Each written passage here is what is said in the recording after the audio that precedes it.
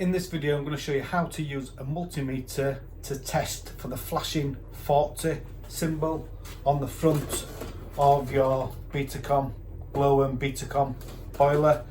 There's also different ones that flash as well, so you can have a flashing 30 as well. I'll also talk about that near the end of the video. My name's Alan Hart and today I'm going to look at the glow-worm Betacom 30C. I actually removed this from a job. A customer phoned me up, an emergency, and wanted a new boiler, and I didn't go over any tools to see what any faults were, but there was a fault code on the front. So what I'm going to do is I'm going to strip this down. I'm going to test a few components if we can. I'll show you the video of the fault code as well, and we'll see if we can see what the fault was. It also had a dodgy flow seal, so I'll show you that as well. So we'll open it up and we'll strip it down, and yeah, we'll see what it's like inside.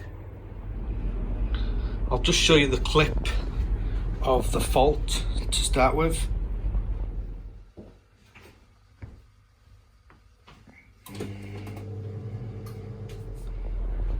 If we have a look underneath, we've got two screws, one this side and one on this side. I've removed them, so now I'm going to lift the case off. We'll just remove the front cover. This cover here is the combustion seal. If you're going to remove this, you must be gas safe registered. And as always, if you're going to work on a boiler, make sure you've done all your safe isolation with your electrics, and be safe. Just pull down this front cover and just have a quick look inside. First thing I notice, PRV is there, which looks quite easy to work on. Diverter head is here, and we'll take this off shortly and we'll have a look. We'll totally strip this down. First of all, what we'll do is I'm going to take these two screws out, one this side and one this side, and I'll just remove this cover.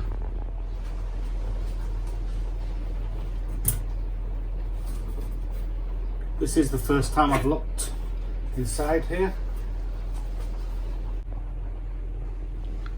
So that's inside the combustion cover.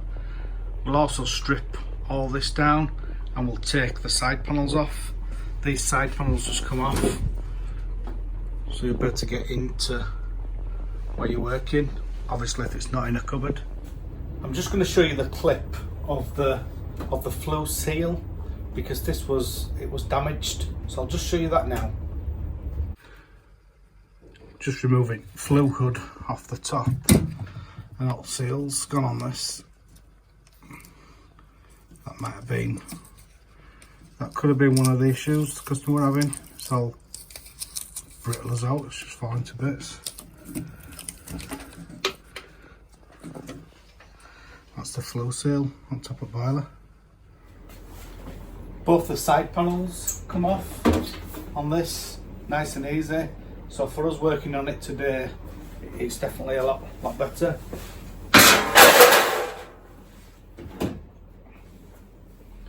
I'm just going to remove this front panel. I've removed these screws, one there, the same on this side. Just have a look inside here.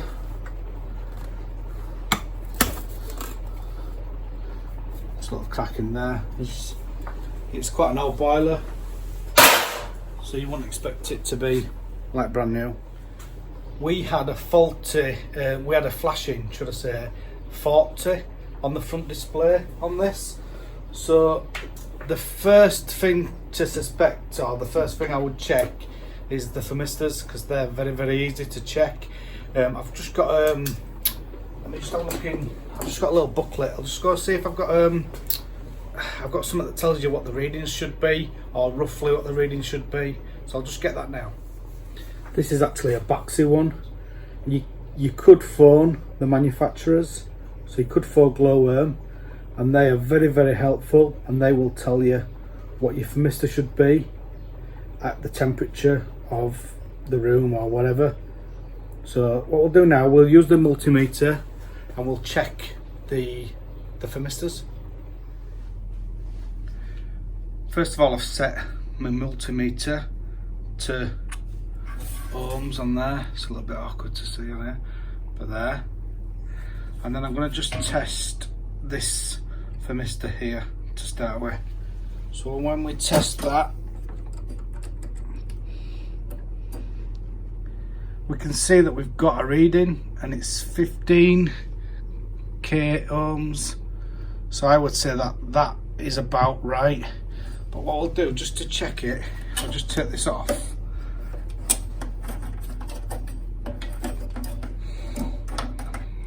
Just take this off. And I'll just zoom in to multimeter there. And then this might be a bit awkward to show you, but if I put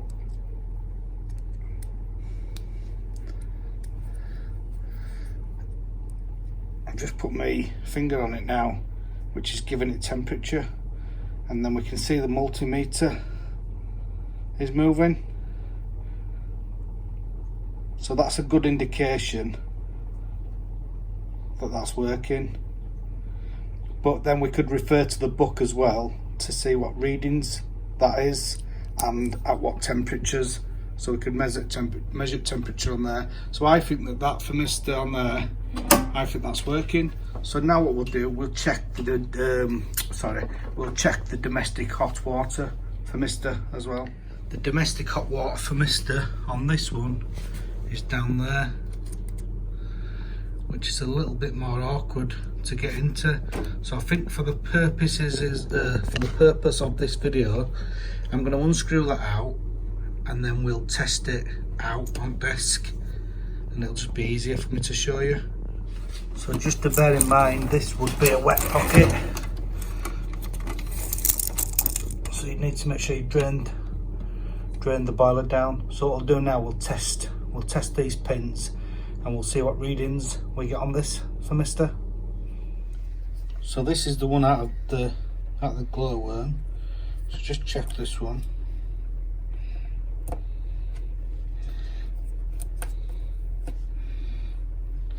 And we're getting, well, oh well, it's not doing note if we touch it. So that's obviously faulty. That. What I'll do is I'm just going to check another thermistor. So if we test this one here, this one with green leads, this is out of a Baxter. So if we can test that one without touching.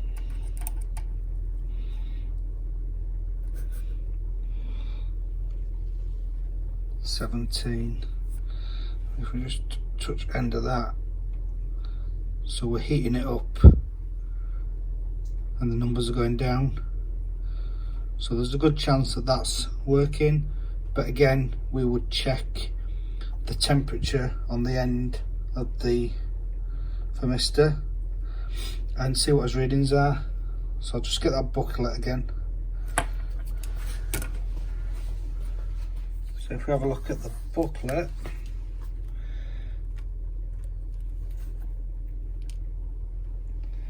we've got 16k ohms. So 16k ohms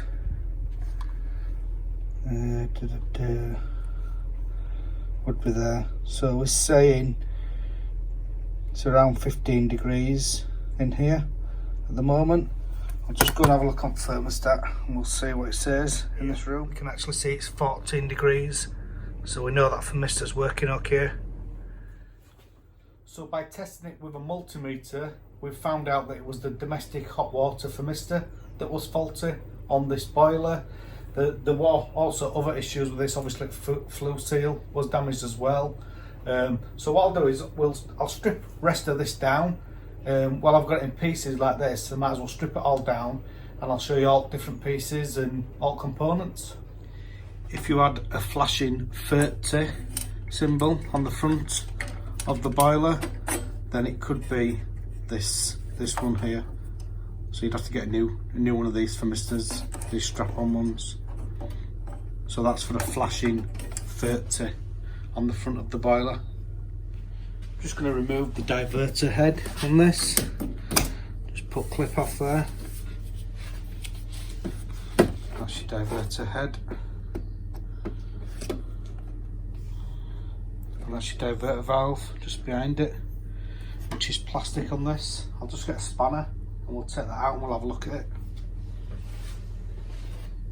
Tried to unscrew that and it's actually just snapped off. So it just goes to show plastic in boilers.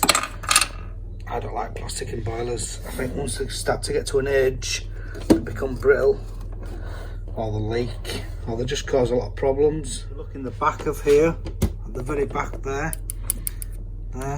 that's your plate to plate heat exchanger, just at the back there.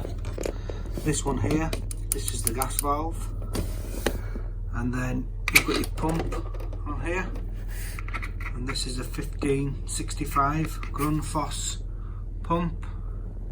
One thing to mention on this, another thing I don't really like to see, is the expansion vessel is on the back, and the Schrader valve on this is there, which if you can imagine when you're on top of when it's on top of a cupboard, you've got to try and get your hands down there, and you've got to get your pump on there to pump it up.